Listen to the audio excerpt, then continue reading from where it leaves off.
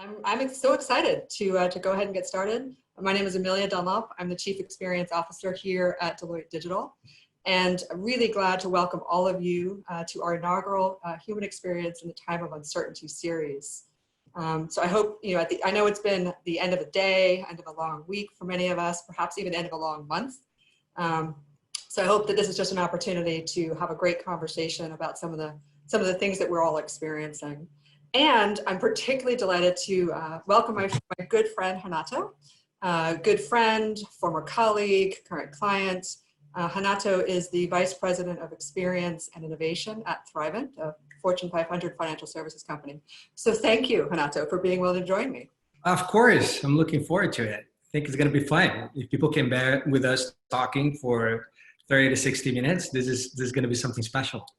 Totally. Well, you need to know two things about Renato. The first thing is, it only took me about 5 words to describe that we're going to try and do something innovative and it's a prototype and we haven't ever done this before he said yes to agree to be the first guest. So thank you for being that kind of friend, Renato. And then the other requirement was that he did not cut his hair between when we first talked and this conversation. So thank you for honoring the request to show up with your fabulous COVID hair. I could not, even if I wanted to. That's what you get. Awesome. So about 2 years ago at Deloitte Digital, we launched the aspiration to elevate the human experience. And it was really born out of this belief that we don't wake up in the morning as customers or as employees. We begin and end each day as humans. And we're realizing that now in these times, it's more important than ever when so much of our lives are digital that we find ways to foster that human connection. So that's why we wanted to launch this series as a place to have guests, to have conversation, to tell stories, and also to share some of the research that we're looking into to help make sense of these crazy times. So what we're going to do is I'll ask Renato some questions for about 20 minutes. There is an opportunity in the Q&A field for you to ask questions as well. And the lovely Emily will curate those and gather some for us to answer at the end. And with that, let's get started. Okay, so first thing, Renato, congratulations on the new role. So, thank you. I know it's only been a couple of months, but Vice President of Experience and Innovation is very exciting. So I'm super excited for you. Recently, we've been noticing that there's a trend, right? That these are new positions that are being created. Like, myself is also a new position here at Deloitte Digital. Why do you think we're starting to see experience positions, emerging for organizations? Starting with big questions, huh? So officially, hi everyone, and Amelia, thank you for the recognition. It's been a fun ride so far. I think there's not a single answer to that question. Like, I don't think that we're getting to this experience revolution, if you will, due to a single anecdotal fact, right? So it's a convergence of a multitude of forces. From a technology standpoint, like the velocity of information exchange, data loops, architecture that enables us to do that. From the digital revolution and the ability to have the screen in our fingers, to pressure on the competitive landscape. I can go on and on with jargons.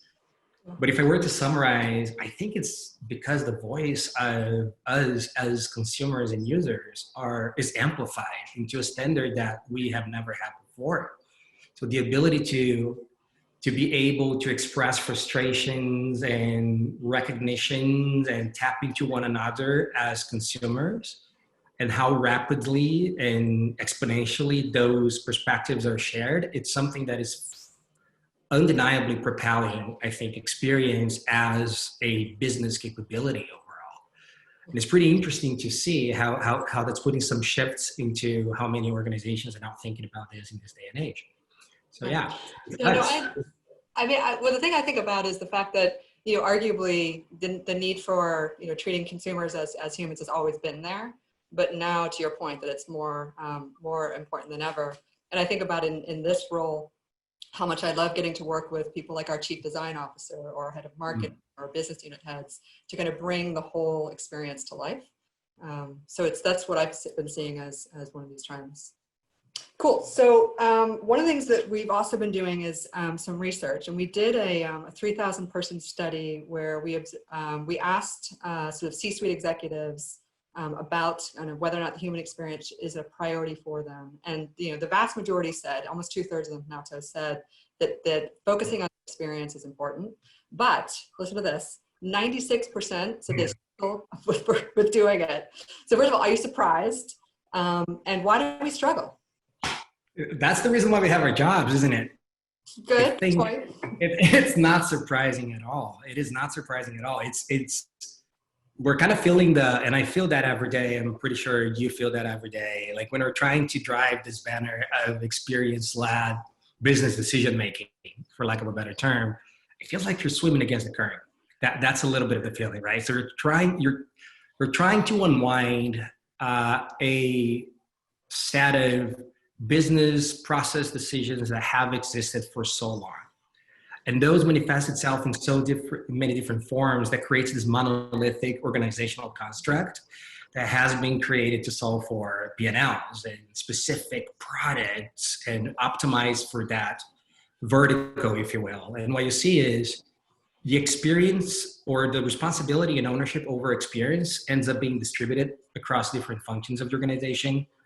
Marketing owning lead generation, pre-authenticated experiences, then the product and commercial owning parts of servicing, and that kind of disjointed way that organizations have historically grown, which has its legitimacy to do.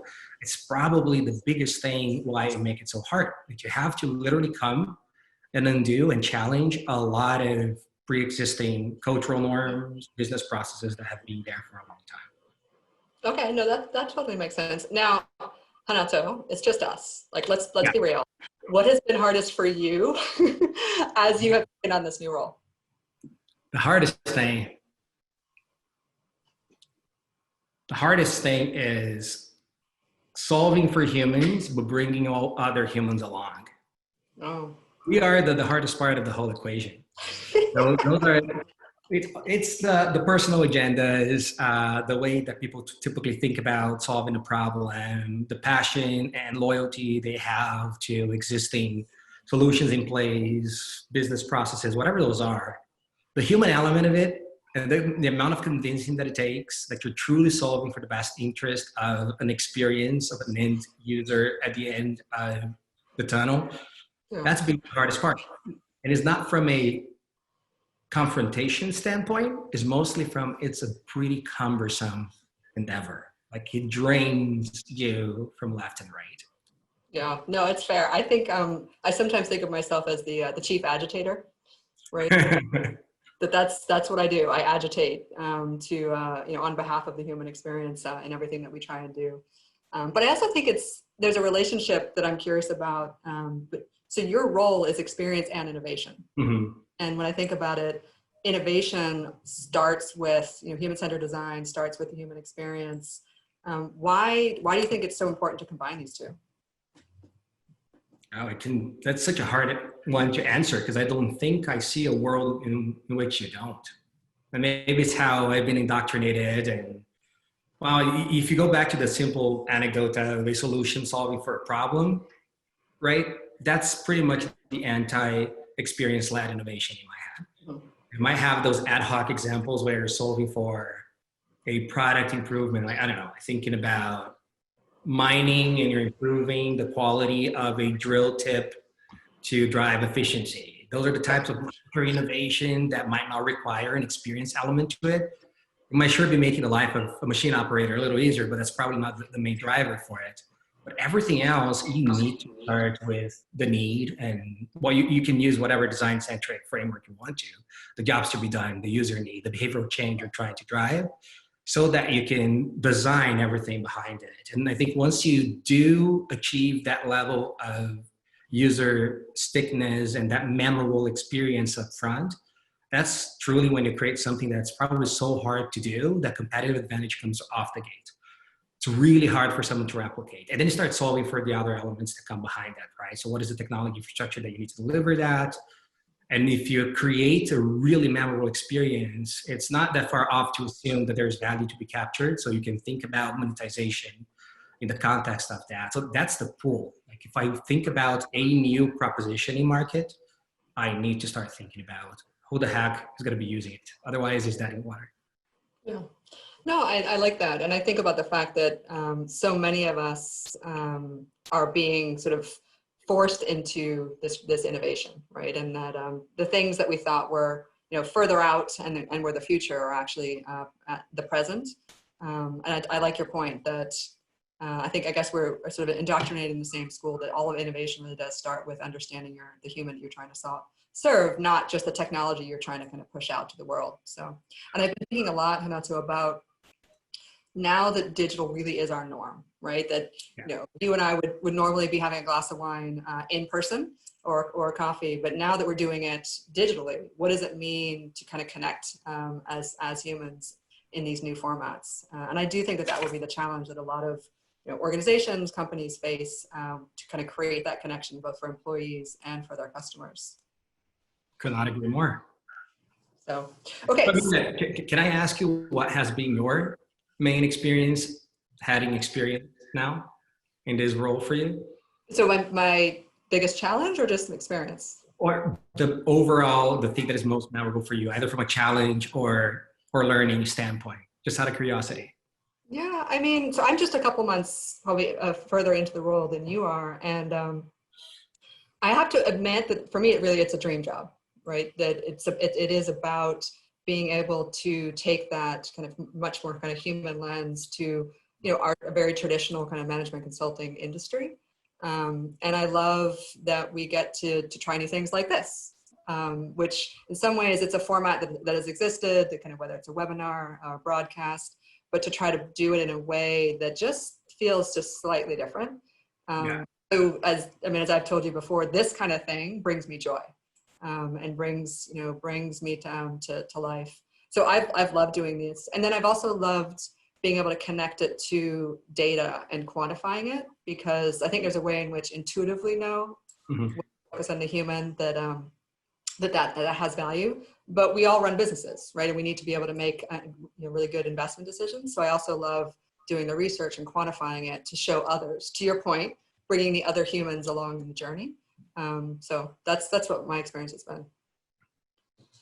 Okay, now you and I both know that I think it was about probably 4 years ago or so now that you and I had the opportunity to help Thrivent launch a new business, innovative at the time for the Latino market. And I know about it, but I wanted you to share a little bit about what that experience was like and what we might learn from it today. Happy to. So it was a pretty interesting, I think, concept that was started playing around. So I think the element that I'll bring for the conversation here, because there were more things that we ended up doing, is we're starting to play around with how financial advice could be given in this day and age, truly from an experience and human desirability standpoint first, right? So how can we ensure that we're creating trust and also bypassing a lot of the legacy ways advice was distributed in financial services? So the origins of the service that we created was a mix of in-person and digital advice that prioritize solving for that trust element first. So who is the profile, who's delivering the conversations, what are the topics, and how does digital play into it? And the fun part of it all is that the industry has either historically served, the industry of financial advice has historically served users from an in-person, go to your local office, talk to your advisor standpoint, or we're seeing the unbundling of some financial services to bypass that whole trend and go to a narrow value proposition and fully digitizing advice. So think about HF, robo-advisors, some insurance, term insurance policy that can go on and on. And what we found, and that's probably the most interesting learning for me, because I had the assumption that we need to move the pendulum all the way to fully digital. We found that the intersection of digital and human was irreplaceable.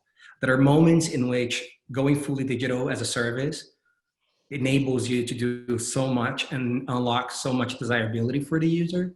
But there's always, moreover, when it comes to financial advice, there are always going to be the need for a human being to help empathize and create that trust.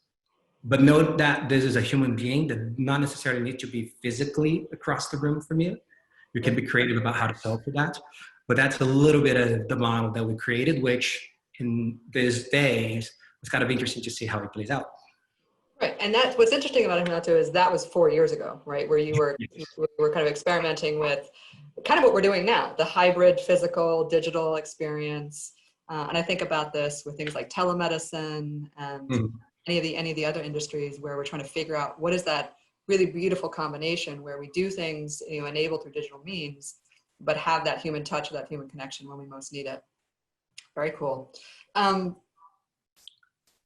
I'm curious, is there anything else that from that experience, particularly for the folks who are listening, that, might be relevant even more so now in terms of the insights from some the human-centered design research or anything like that? So, one thing that I would call out as interesting, and it might not get to your question about the human-centered design aspects of what we did, which go back to the kind of prototypical, a lot of ethnographic, iterative research, and bringing people to the table with us, launching a microscale service where people are not recruited and allow us to have the right perspective on how they think about money and all the good stuff. But one of the things that I would call out that has been pretty interesting is we're seeing now, like, I'm pretty sure every single organization now, and we know that, is having this moment of acceleration of digital offerings, right? But what I'm seeing, which is true in numbers for our service, is the consumers taking much more of a leap of faith towards being serviced digitally with a human still beside them than I saw before. So the barrier for driving a digital service and experience around, and again, this might be too particular to financial services, but the perceived barrier to talking to someone over video and having a co-browsing experience of sorts was much higher. And now, obviously, we're seeing the environment force people taking that leap of faith. Right. And that is on the point about we don't know what's going to happen a couple of months out when the new norm is established. I'm curious to see how that's going to land. No, that makes sense. And that, I guess, out of necessity, we're willing to trust in kind of some of these new mechanisms and see. Okay, so one of the things that we did some research on, Renato, we ran this sort of 16,000 person study across 8 different sectors, and we learned that 2/3 of us have all tried a new digital experience in the past couple of weeks. So my question for you is, what's something that you've done, online or digitally that you never would have done before? Ooh. Oh. So this is one that I would totally have done before. It was just not as available as it is right now. Okay. I go with examples like having my grandparents or grandmas hop on a Zoom call, which is fascinating, hilarious. But one experience that I had, which was pretty cool, was I am in the process of moving, Amelia, in the midst of it all, which is going to be a fun process. And I was doing the move inspection for the house, where the relocation or the transportation firm comes and try to map out everything that you have so they can estimate the load size and all the good stuff. And I wish I had that any single time that I moved before. This is the first time that I had a fully digital scanning and virtual tour of my belongings so that we could get that part of the inspection cleared. And it worked amazingly. Shoot, I would truly hope that stays. Interesting. So then you did a virtual house inspection. I did a virtual house inspection for the moving. Actually did a virtual house inspection for the new house as well. Okay. That was not as good, but this one was particularly memorable. Yeah. Okay. So I'll answer the question too, and my answer is slightly less sort of serious than yours, but I have been amazed at how my kids. I mean, first of all 3 of them are in fully online school, right? Which, again, who knew? Who would have thought that we would be online schooling our children? But their extracurricular activities have moved online. So, my daughter will be downstairs, doing her ballet class, just like she normally would, but with the teacher in her class via Zoom. So definitely something that she's tried out that we never would have thought possible before.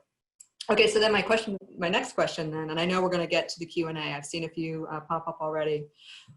What do you think? Are we better or worse off right now with all this digital in our lives, right? There are times, I will admit, where it's almost like the digital headache, where there's too much screen in our lives. So do you think we're better or worse off? It's hard to decouple that answer from the broader sentiment around this. The better or worse, I'm going to try to isolate that. I think the world and set of experiences that I would love to see around me more often, right? So I'm ignoring all the noise around it.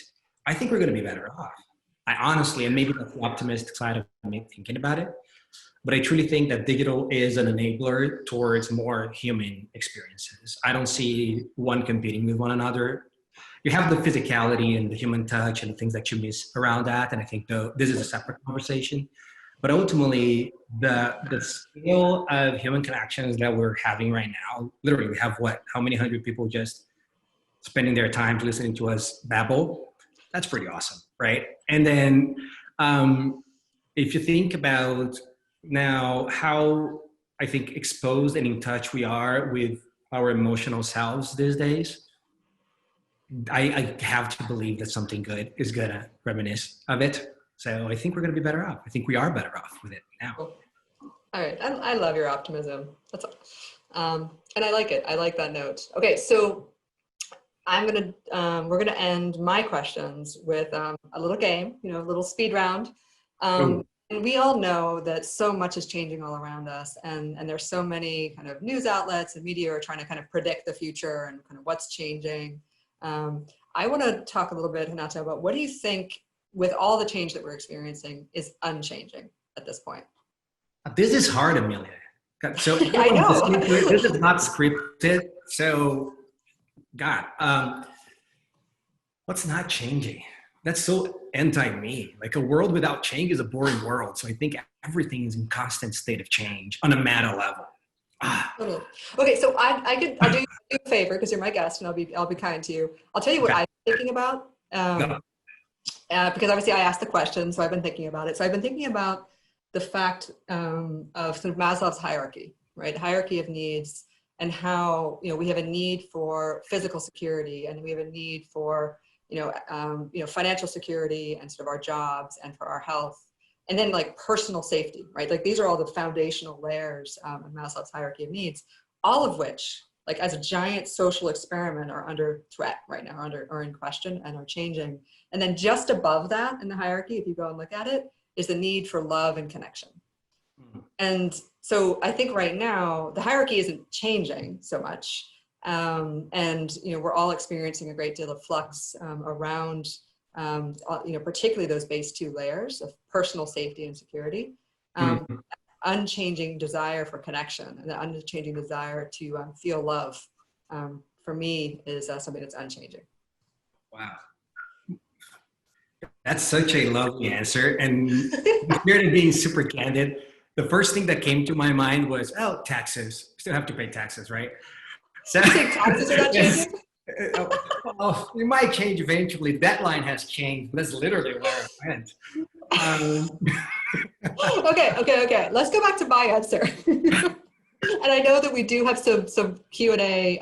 Emily, do you want to take a minute and tee up some of the questions that you're seeing that either Renato or I might be able to answer? Yeah, we got a lot of great questions in the Q&A, and here's two that are very similar, and I think you guys will love digging into. So when you talk about resource allocation discussions with other stakeholders like CFOs, who aren't yet fully bought into human-centered design or CX, how do you express value creation to them? And a similar question from a different person is, how do you get folks like that, execs that may be stuck in their ways, to actually embrace human-centered design principles to actually implement human-centered design? Okay. Amelia, want me to take a first pass? Sure, let's do it. Okay, I think those are related but somewhat different questions. The latter one for me, there's a little bit of a fallacy that comes naturally with the buzz term human-centered design within organizations, that it's purely about creativity and artistic skills, if you will.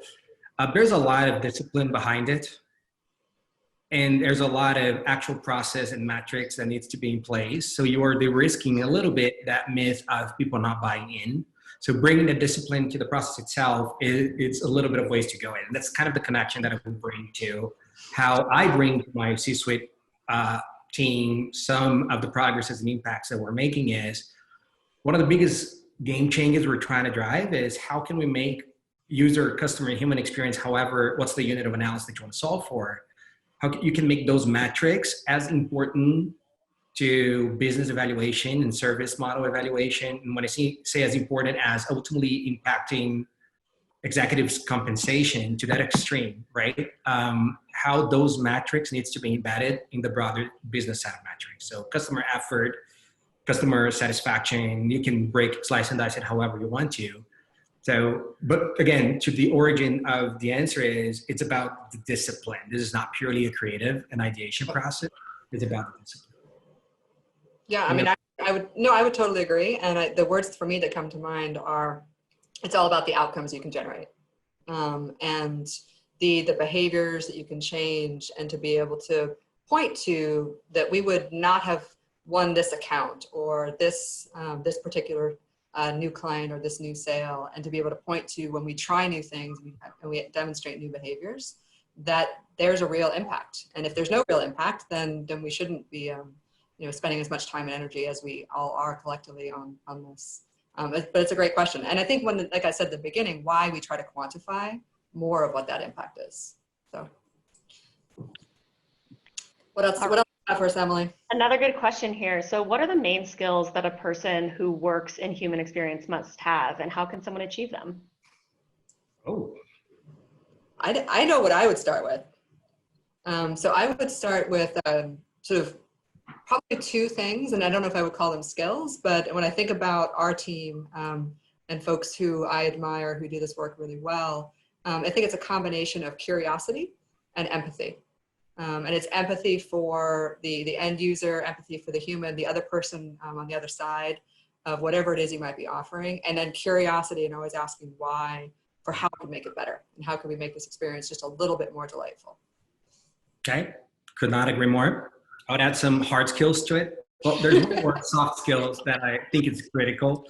There's a sense of entrepreneurialism that I think is embedded into this role, mainly because, again, to my earlier point about swimming against the current here, you need to be savvy enough to find some business opportunities as you're thinking about experience design so that you can bring the rest of the organization along. And then from a hard skills standpoint, like it gets to designing an experience, that's a fantastic conundrum for me. We have tons of experience enthusiasts within organizations, right? Because it's so relatable. You can ultimately see yourself receiving the tail end of what you're designing for. So everyone thinks that they can do it. Creating an experience itself, it requires actual craft. That's when design itself, the discipline of design, becomes so important as a muscle for every single organization to have. And Amelia, that's why I love you saying about experience and your chief design officer working together at Deloitte, because that's truly what it takes. It's not only the empathy, the trust, the savviness, like you need to have the craft and the muscle to build it. Yep, that's very well said. Emily, any other questions that you think? Yeah, we got one for Renato from his old friend, Francesco Fazio. So he said, Renato, what is your company trying to do to elevate the human experience, but can't quite, and why? And that came in right around the same time, Amelia, that you were giving that quote of 96% of executives struggle to deliver. So nice. That's a nice, easy question, Renato. What's your answer? Nice and easy from an old friend. Francesco, what do you mean hot water is here? Well, I mean, so for this, you don't have to answer it. Oh, I'm totally going to answer that. Come on. So the biggest challenge for us right now as an organization, so the whole world and the whole capability is new, right? So there's a little bit of the novelty factor, which poses a little challenge for us. But we are a prototypical case of siloed organization. We had an architecture of different businesses and brands that each one was addressing a different portion of the broader financial ecosystem that a human being has. And we are in that inflection point where we need to bring it all together, serving a single user and creating a holistic experience across all the products and services that we have. This is by far the biggest challenge that we're trying to overcome. And I think that why it's so hard, it gets back to some of the earlier conversations. It's just too new. It's just a gigantic machine that we're trying to rejigger to a different type of output than historically we have been designed to do. Did I answer the question? I don't even remember the question anymore. I mean, I think you were supposed to talk about what was human experience at Thrivent. So I think you did well. You did great. Emily, any others? Thanks, Francesco, for the question. You want to do one more? Sure. Yeah. All right. So we have another one. How do you define HX boundaries, if it's possible? In your point of view, where does the human experience start and where does it end? Ooh. I don't know. Do you know? It's a tough one. I do not know. Because you start to, when you think about human experience, if you start to unpack all the underpinning reasons why someone behaves a way or another, you're literally going to get to the entire life decisions that a human being has. So I think the boundary is quite frankly defined by your need to move fast. So you need to impose some barriers so that you can design that experience into that spectrum that you think it's enough for your business proposition. But I honestly don't think there's a boundary. Yeah. I mean, I think thank you for going first, Renato. I think the thing that I think about with that is, as we were, exploring this whole field and what it means to elevate the human experience, we were thinking a lot about the pace of change in technology and just how fast that curve has been changing, and obviously now even faster, and how the needs for humanity have been unchanging. And so to the question about, where are the boundaries around the human experience, you could argue that all of this technology exists in service of the human, right? And it would not exist, robots don't exist for their own purposes. They exist to serve some problem or solve some issue from a human's perspective. So I think I would probably take a broad view and say that the human experience is in some sense everything, right? And that technology exists to kind of serve that human purpose. So, but I like it. I like the deep questions from our folks this afternoon. Yeah, like my boundaries would be ethical limits. Those are the ethical boundaries for me. That's the only boundary I can think of. Yeah, that makes sense. Okay, so my friends, I think we should probably let you go. And Renato, I know you need to get back to your family as well. Thank you. Again, for being willing to chat with me this evening. And again, congratulations on your new role and best of luck with everything you do there. We'll check in on how you're doing, compare notes. And to our friends who've joined us, thank you so much. We're really excited to be launching this series. We will be back 2 weeks from now, same time, Thursday evening at 6 o'clock Eastern. My good friends, Maggie Gross and Ashley Reicheld, will be here with a guest to talk about the role of values in the human experience and some research that they've been doing on what's changing or not changing in these times. So with that, thank you all and have a great afternoon. Good night. Mwah. Thank you, everyone.